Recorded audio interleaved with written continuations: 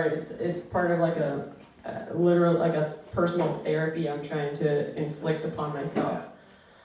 I just can't remember to do it is the only problem. So it's like I'm already a stoner without having to get stoned. I'm just like, fuck, I was gonna smoke pot today. Damn it. Well, guess we'll try for tomorrow. But I was driving the other day in Reno, and I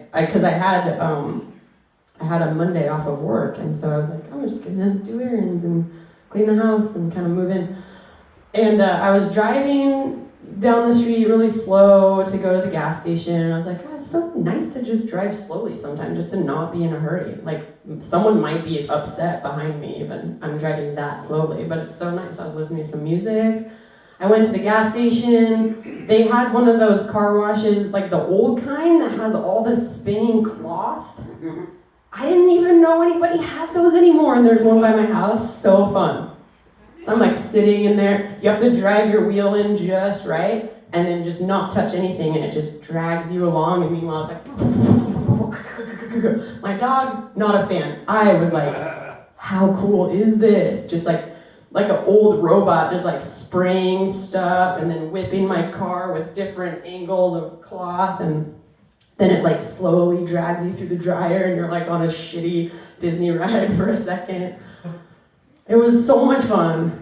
And then I remembered that I had smoked pot earlier that day. So it still affects me. I know when I'm high later. I'm like, oh, right. Working on it. All right. If I knew it was going to be so easy to be religious that you could just soap your whole body and be ready to go to God, I might have joined. So I'm going to go consider that now. On deck, we have Heidi Brown. Is that correct? Oh, thank you. And then coming up now, please put your hands together for Patrick Higgins. All right. Thank you, Michaela. Thanks, Trevor. It's always good to see you at those neo-Nazi cons.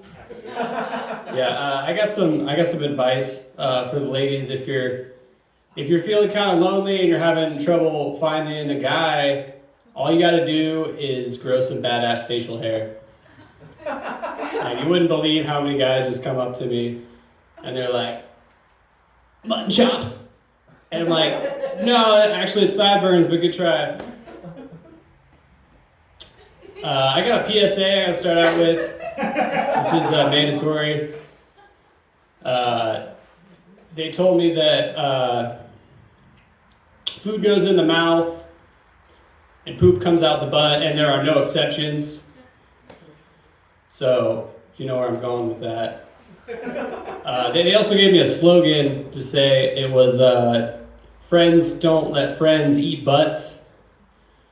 I guess there's a pandemic going around of people getting sick because they don't know sex ed. You're not supposed to put your mouth there.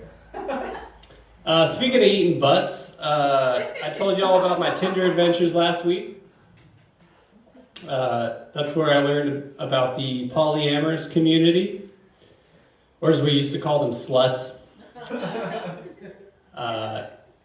Yeah, I'm a little old-fashioned. You can probably tell by now. I'm not into butt stuff. I'm not a raging slut. So basically, the dating scene just has nothing for me. I'm actually out here trying to raise a child someday. Just not with anybody that I've ever met or currently know. So I was with this one girl.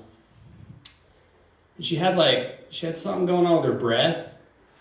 I couldn't figure out what it was. Anyway, we were in the bedroom. We were naked. We were fooling around.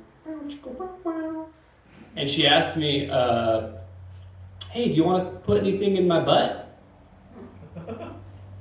And my first thought was, hell no! But my mouth said something like, no. And so she pulls out a dildo and she's like, how about this? And I don't know if any of you guys have ever had dildo envy before. Anybody? Trevor, thank you. Yeah, it happens.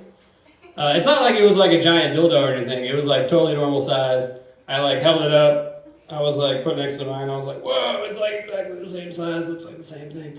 But there's something about it, like I just feel like it was a little bit thicker or harder. Or maybe it had better stamina. That it was one of those things. Yeah, so I'm like putting it in her V-card deposit slot, right? And then I got the dildo, and I'm coming in. That's a whole nother bit, but how much time do we have? Minute and a half. Minute and a half? Yeah, that's gotta be next week. Okay, so then I got the dildo, right? And I'm putting it in her butt.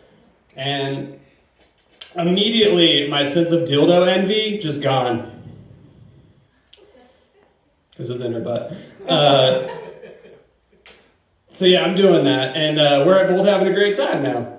And then all of a sudden, out of nowhere, it smelled like someone took a shit on the bed. Do you know what I'm talking about? And I was like, that's what her breath smells like. Thank you.